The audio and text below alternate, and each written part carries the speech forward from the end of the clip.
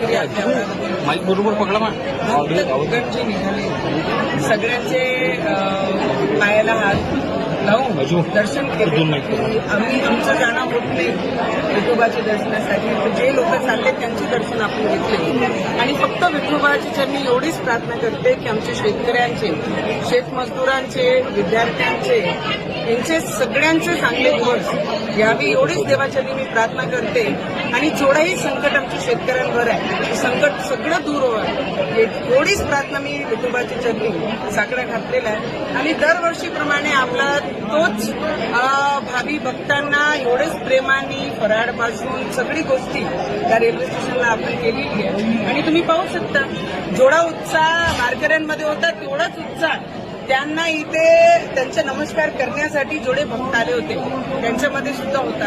आणि काही अडचणी असतात की खूप सारे भावी भक्त झालेले अजून रेल्वेचे जे कोचेस आहेत ट्रेनचे जे वाढवल्या पाहिजे ते DRM सोबत बोललो आहे. तर नेक्स्ट जेव्हाही ट्रेन जाणार आहे त्याच्यासाठी ते इम्प्लिमेंट सुद्धा होईल.